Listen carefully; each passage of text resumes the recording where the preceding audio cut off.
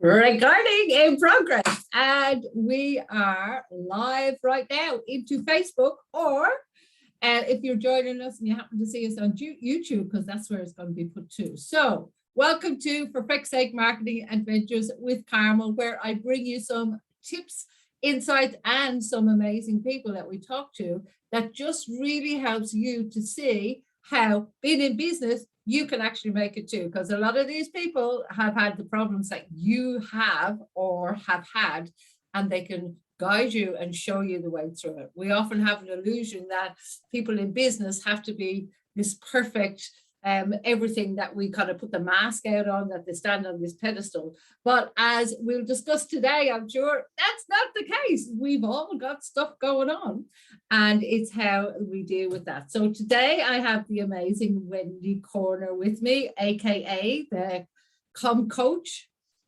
So Wendy, welcome. Thank you. It's great to have you here. So you'll have noticed the title for today is In Business, it's more, communication is more than what you say. So Wendy deals with helping people communicate their message, whether it's in the work environment or it's up in a Tedx stage, communicate in a way that is going to get them the results that they want. So Wendy's background is very, very intriguing. And she also actually is, as she would call it, a speechy. So she's not just talking for talking's sake. She actually knows all the annotations. And I've said that word wrong, but that's okay. Because although I'm the communication queen, I don't know as much about your different tonality, your pronunciation, and how you can do that. So it's a really good marriage, if you like, because I'm the one that can get you going, da-da! Wendy will tell you what tone you need the da-da in, if that makes sense. I know I'm making light of it, Wendy, but let's get into some stuff. And I know, Wendy, we're going to talk about lots of areas of communication, but can you just introduce yourself and let the audience know who it is that you help the most? Okay, right. Well, yes, absolutely. My name is Wendy Corner, as you gathered. I'm a Brit living in Perth, Western Australia. So like Carmel, the accent gives away the fact that we are not local. That being said, we're part of the wonderful expat community over here in Perth. Now, the way I work is I work with people to match the message to their audience.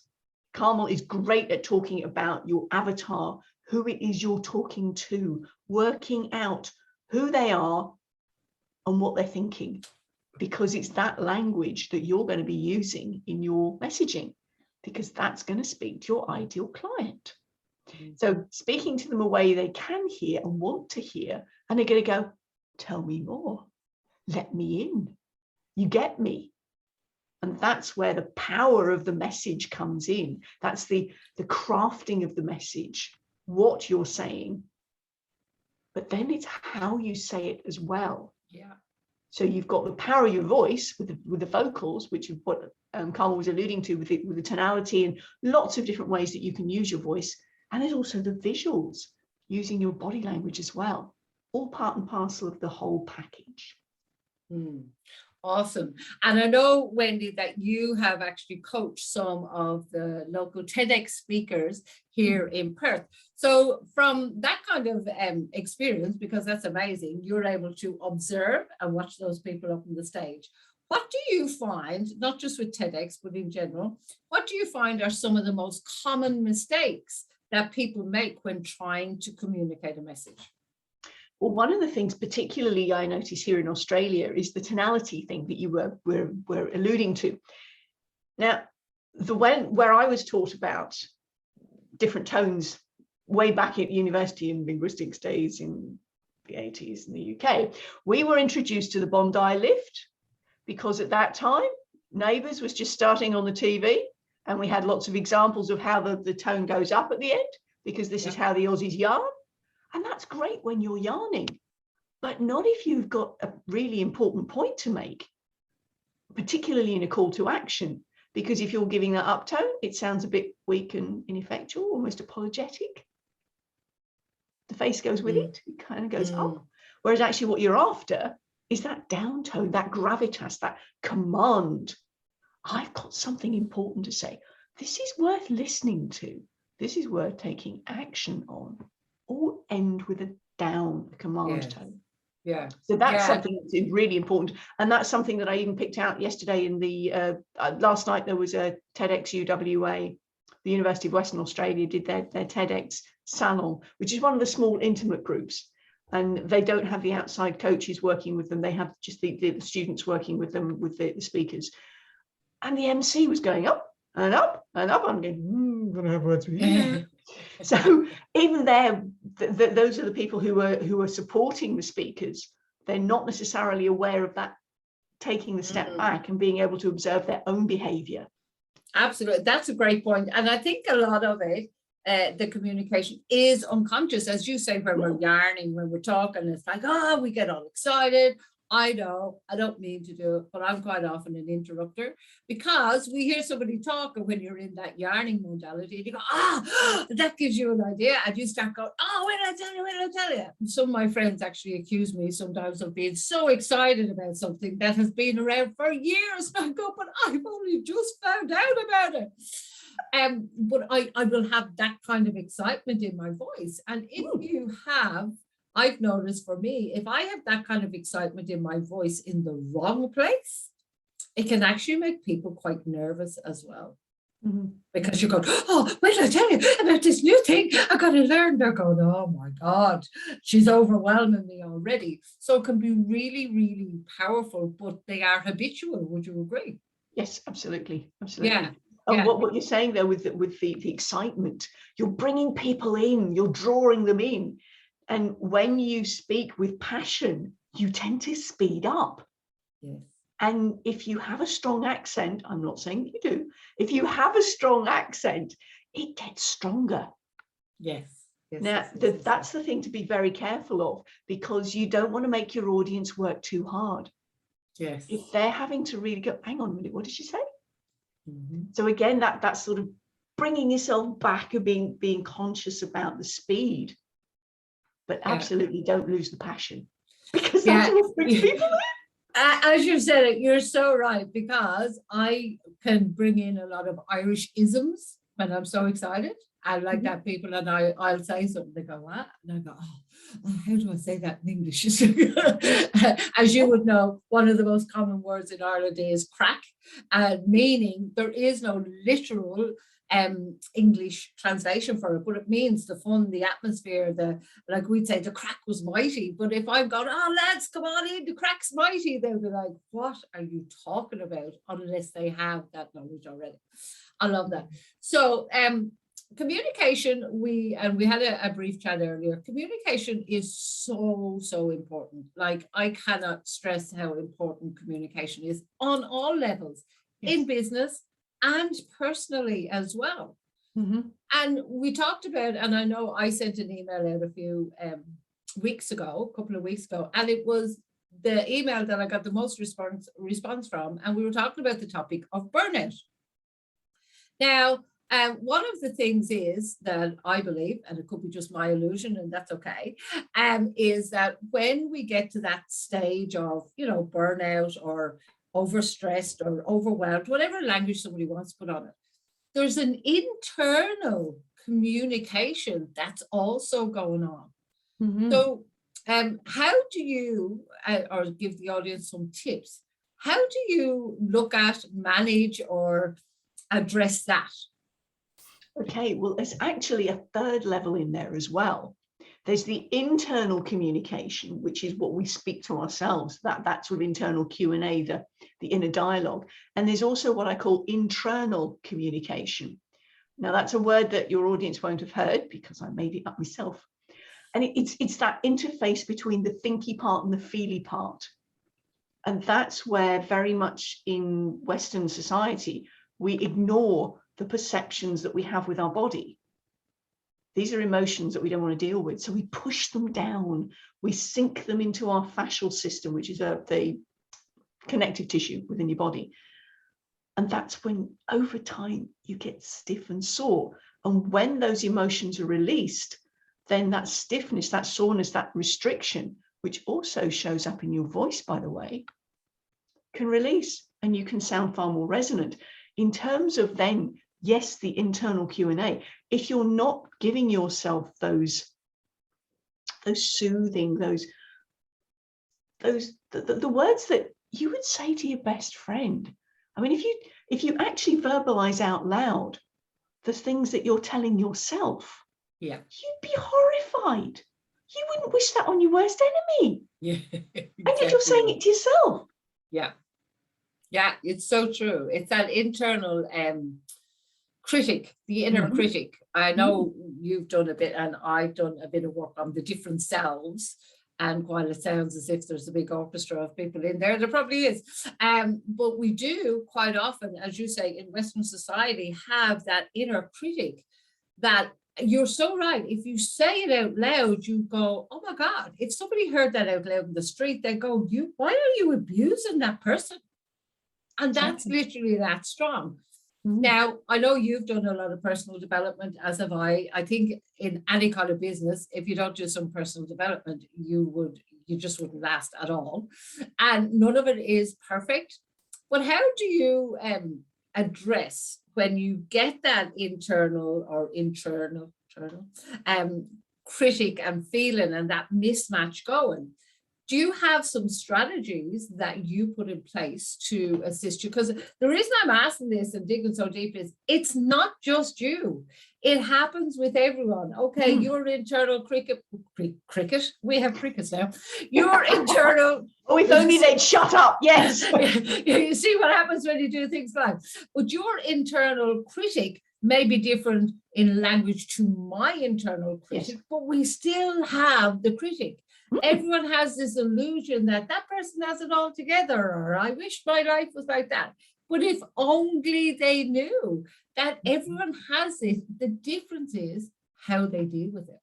Exactly. So what strategies do you have for that? Okay. Well, one of the things I noticed very quickly is that the inner critic refers to me as you. There's a distance there. And that voice is going, well, you messed up there, didn't you? What were you thinking? And I'm going, excuse me? No. I hear what you're saying. Fair enough. Thank you. But I'd go buzz off. So I'm acknowledging what's being said, but it's also very critical for me when I hear the you, because I know that has come from this outside inner critic standing on the shoulder going, yeah. Now, if I am in a position to feel what's coming up as a result, and very often there's a little 2-year-old going, no, not having that, don't like it, and having a tanty. Yeah. Now, the 2-year-old tanty is not always appropriate given the adult situation. Stamping your foot and go, yeah. Exactly. Particularly when you're in a business meeting and somebody's pushed your buttons and you get, much as the little 2-year-old would like to be holding sway here, it doesn't look good. Yeah. So at that point, it's a case of, okay, 2-year-old, I hear what you're saying. I'm going to deal with you. We will have that conversation later. Yeah. And I then make an appointment with my emotions. Yeah. And I sit down or I lie in my bed and go, okay, let's talk about it. And I'll welcome whatever emotions come up as a result of what that inner critical voice. Yeah. And at that point, I will holler, I will scream, I will thump a pillow, I will do whatever's necessary to express and feel those emotions, that they can then rise to the surface, the energy dissipates, I get up feeling a lot freer physically and emotionally. Yeah. And guess what? My voice is better too. Yeah, yes. Absolutely. I mean, we actually had a conversation earlier on today, Carmel, when you could hear my voice was really catchy. Yeah. And it was really raspy. Now, I've done some work between that conversation we had earlier and now, and my voice is feeling a lot more resonant. Yeah. And I love that you bring that up, and it's because it's a thing that got me through a certain amount of grief, which I know that you've had even more recently, was I'd put a time on it. I would say an hour, or when it's quite raw, I'd say, right, for the whole day, I'm going to wallow, I'm going to do whatever I feel to do. But the inner critic, and I want you to know, and I didn't plan on bringing this up, but I'm going to bring it up because it can be so harsh. So my inner critic is like, I'm going to say the words and somebody go, oh my God. But my inner critic literally will say, you might as well go shoot yourself. Like, that sounds horrific. Now, but it's a trigger to me to know, I'm in a stressful state. It doesn't mean I'm going to take action on that or anything, but that's from old and past behaviors. Yeah. So when I hear that's all I have to hear. Okay, all right. Now, sometimes it's not that easy. You're right to go, okay, all right, we're going to deal with this. Sometimes it's like, but it's a warning sign. It's the awareness of, okay, that's there. I know there's some work I need to do. Mm-hmm. And no matter how much work you do, sometimes, I don't know if this happens to you, Wendy, you go, oh, for God's sake, I've done all this work. How am I back here again? It feels like you're spiraling back. Yes. Yeah. But what that is if I know you've looked at it a bit, Wendy, but if you've ever looked at a thing called spiral dynamics, and I'm not going to go into it now, there's a whole other session, but it's all about the 7 known thinking systems. And there are different levels and you can see them playing out in society. But it's called a spiral for a reason, because we spiral. And what happens is, although we've done the work and we've learned, we will quite often find ourselves going, why am I back here? Because we've spiraled around, but at a higher level than we were here before. So each time it's a new learning, each time it's a little bit extra. And I don't know about you, but for me, Wendy, sometimes I don't stay in those places of despair or burnout or overwhelm or whatever as much as I would have before, because I didn't know what was happening before. Whereas now I go, okay, trigger, yeah, I'll go down this little slide for a while, but I'm able to flip it quicker. And that's what I think most people who are successful in business, anyone that I've certainly spoken to, that's what they do. They still have the stuff that goes on, but they're able to pivot it quicker from practicing it so much. Would you agree? Yes, absolutely. Yeah. I mean, the other analogy that I'm using at the moment is riding a wave. Yes. Okay, sort of sitting on a surfboard. And at the moment, it feels like a tsunami. It's a very large wave. However, I'm doing my Hawaii Five-0 impression. And in my mind, that's the nearest I'm going to get to standing on a surfboard anytime soon. That's what I'm doing. I'm riding the wave, knowing that there will be an end to it. That is the key. You've hit it right in the button. Knowing, and look, there's so much truth in so many of the old sayings, but this one is so true. This too shall pass. Exactly. Think about any time in your life that there has been some really heartache or, some pain, a relationship breakdown, whatever it is. And as you look back on it, be it 2, 3, 4, 5 years ago, think about how you feel about it now. You might be still a little bit sad, but you actually have got over that deep, raw hurt, heartbreak, whatever it was at the time, because it does. I'm not saying grief or pain passes. Of course, it's always there, but I think it changes and you get better able at dealing with it. It changes. You change. Yes. You change the way you look at it, the way you navigate it. You're not going to change the fact that something painful happened. But the more you do the spirals, you have changed. You're looking at it from a different perspective. Yeah. And I think that I used to call it failing forward, but now I call it adventuring forward. And I know it's a thing that you've done a lot of, is I don't know the outcome sometimes, but I go, I'm prepared to stuff it up to try and see how it works. So then I know in my heart that if I stuff it up enough times, I'll find the 99 ways not to do it until I find the way to do it. Yes. Yeah. And when you, another saying, what is it? When you don't fear the consequences, the action becomes much clearer, much easier, and you are one of the most powerful people in the room when you no longer fear the consequences. I haven't heard that one. Yeah, well, if you think about it in employment or something like that, a lot of people will stay in a job they hate. Why? Because they're afraid of if I don't get another job. And it happened to me over the years. I mean, I gave up a well-paying job when I had three kids. I had three kids, and I had no idea where I was getting another job. But you know, the pain became too much. But in hindsight, I didn't fear losing the job anymore. And it became much more powerful because once I gave up the job, I got the opportunity for a much better one, and so on and so on. Yes. But I didn't know that before I gave it up. Yeah. It's So that trust, isn't it? The trusting trust. in yourself. This is the Yes. thing. Yes, and Trusting stepping out onto, I love that Indiana Onto the Jones ledge. movie. You know, you remember the Indiana Jones movie where he has to go over the Holy Grail, where Yes, he's got to get over that chasm, and it's only after he takes that step out that the Perspex bridge appears. Yes, yeah. And those stories in movies and things like that are so powerful because subconsciously they're telling us.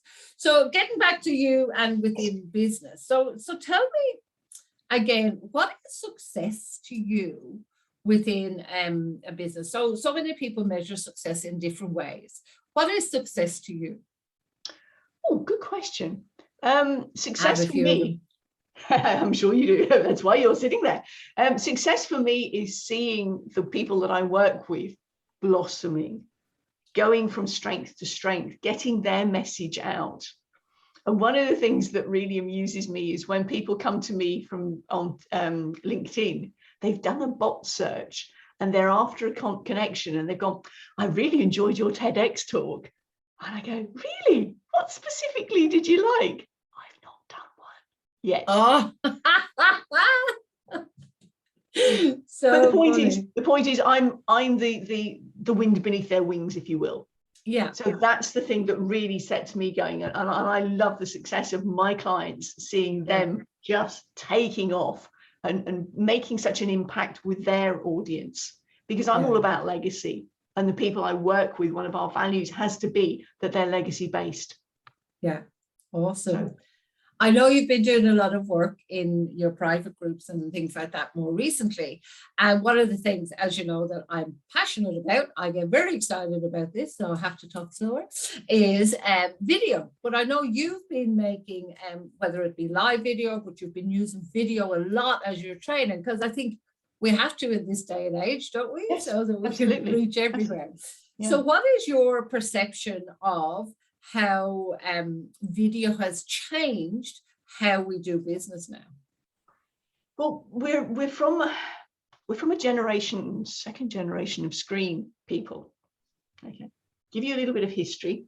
When I first qualified as a speechy back in the late 80s, we were seeing the first generation of VHS kids. I'm going to pause you for one moment, just in case anyone doesn't know what a speechy is. Can you just explain? Speech pathologist, speech therapist, speech pathologist. Thank you. Using a bit of jargon there. And we were seeing the first generation of VHS. Again, for those of younger members of our audience, video. Big videos. So parents used to stick kids in front of the video player and get on with things, and just to amuse them. And that was a way a lot of the children were learning language, not the interactive give and take, understanding the social rules of communication. Right. Those children are now parents. Those children, so this generation of the screen generation we're seeing now, who not only, they don't have the VHS, they actually have their portable versions going around with them. And so they haven't had that good modeling, but they are used to video. We're even seeing some of the big corporations now only accepting applications on video. By video. Yeah. And all their inductions and interviews are being done by video now as well. Yeah. So video is ubiquitous. It's around everywhere. And the other thing is, because we're, and particularly in COVID times, we don't have the luxury in so many places in the world of face-to-face interaction. Yes. On the one hand, the flip side of that is we have a global village, even more so than we ever did before. Yes. And how do we do it? Through video. Through video. So, I mean, video is ubiquitous. And you've used this phrase as well. Hang on. What does that word mean? Sorry, all over the place. Okay. All over the place. Everywhere. If I don't know what it means, surely people watching might not know what it means. Yes. My apologies. So yes, it's everywhere. And the you've used this phrase yourself, a picture paints 1,000 words. Video paints 10,000 pictures. It's just there. Yeah. And there's so little. I mean, we were saying earlier on about making your audience work. When you've got a video, there's no work there at all. Yeah. You've got as long as it's a good video, you've got the combination of visuals and verbals, particularly if it's voiced well as well, and you've got the whole package there. Yeah. Whether Absolutely. you're appearing on camera or not. Yeah, that's the thing. It doesn't always have to be you. Now, it's just, you've just reminded me, as you said, that you had some success with video not very long ago in getting a client across the line that maybe you would or wouldn't have before. Can you tell us just a little bit about that? Sure. It was an Invideo was the software I was using, and it was my first attempt. Now, could it be done better? Of course. There's lots of ways that can be done better. Particularly, I hadn't got the timing right with the voiceover. So when I go back and do it, when I go back and do it again, it will be done in a better way. Having said that, when I showed this person who was more or less over the line, I showed this person what the sort of things that we get up to, and he went, "Oh, that's good." Fill in the blank. And I showed that to somebody else in the States recently, and they went, "Bobby, did you do that?" I said, "Yes." "Whoa, that was really good." Yeah. So it is very, very powerful, particularly, as I said earlier, if you choose the right images to go with your message. Yeah. And I know with that video, because I saw that video, that it was also between 30 seconds and 90 seconds long. Like, it wasn't a 5-minute video, which are very pivotal. That's one of the things we focus on at the moment, is that 30 to 90 second video to promote your business. As you say, you saw somebody else, one of our other members actually made a video and used a voiceover as well. And the person didn't appear on the screen at all. So no makeup, no nothing. You don't have to do that. But it was actually a lot easier to make than I think you thought possible. Yeah. Would that be a fair statement? But I mean, particularly for me, because I did a combination. I did a piece to camera at the end. Yeah. Because obviously I'm wanting to invite people in to do something with me, specifically around communication. So it was important that I was on camera towards the end. Having said that, the first bit took a couple of hours to get going. Me to camera took 4 hours because I kept redoing it. Oh no, that's not good enough. Especially as the communication expert. Well, exactly. I mean, I've got to make a good impression, haven't I? That's it, exactly right.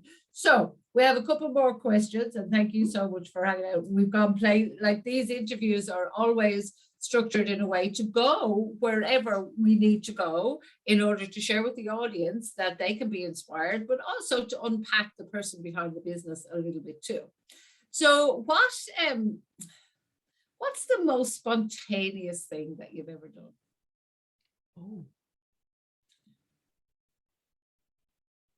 Oh, I'm not known for spontaneity, I have to say. I know, that's why I'm throwing it. Oh golly, I don't know. It's the most spontaneous thing I've ever done. Probably saying yes to when I was asked to join the Tedx team. Right. Because I was yes, and then worked out how. Yes, exactly. Yes, that's probably that.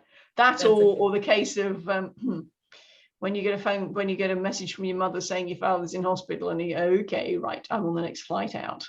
Yes. No questions asked. Yeah. And we've all taken a few of those trips.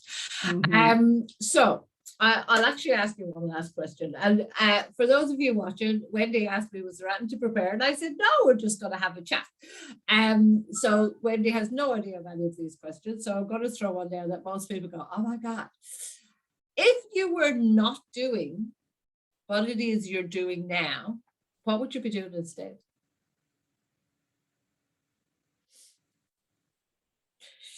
Yeah. I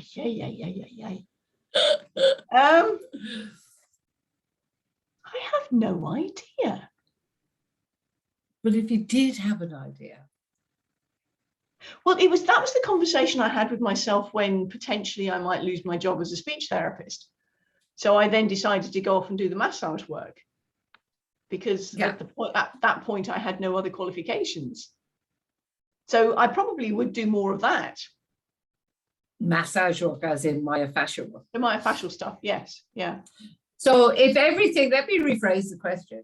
If everything was as you wanted it to be, but you weren't doing what you're doing now, what would you be doing instead? So for example, I asked one person that, who is quite awesome at helping people to build big groups and things like that. And she said, I would be on a Caribbean island somewhere, blah, blah, blah. And I'd be working as in, she'd be in charge of the venue. So she'd be the manager of the venue, but she would have sunshine all the time. She'd be able to go out and enjoy, blah, blah, blah. So if she hadn't started building that business, she reckons she would have built that. So you reckon you would have just done more massage or something else? Possibly, or something again to do with communication, because that really is my passion. It is your passion. Cool. It was just a question I like to ask people to get them thinking, and they go, your face answered the question. But I just want to finish up here, guys, and just let you know, like everybody, Wendy has some challenges, but she gets past them. I am the same, and we know that you are the same too. So hopefully this has inspired and helped you. We've given you some tips and tricks around being able to get through that inner dialogue as well, because as Wendy pointed out, in business, it's more than what you say. You can't have that inner 2-year-old, or in my case, she's 3, and coming out in a business meeting inappropriately, but there's ways and tips of dealing with that. And so long as you know that you're not the only one, you're not on your own. And if you're in business and you're building a business, get on to making videos, for heaven's sakes, because if you look at Instagram themselves, have already said video is going to get more. We all know the algorithms work in certain ways. Video will get more attraction via the algorithm than text and images alone. And that's the way a lot of the social media is going. So if you're not learning something about video, you're likely falling behind. So for now, Wendy, thank you so much for hanging out with us. It's been awesome to have you. And for you guys watching, if you're watching on, we'll make sure we put Wendy's contact details in the comments.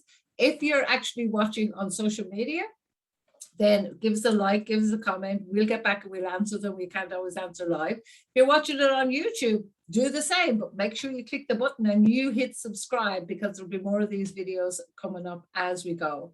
But for now, it's bye from me. And me.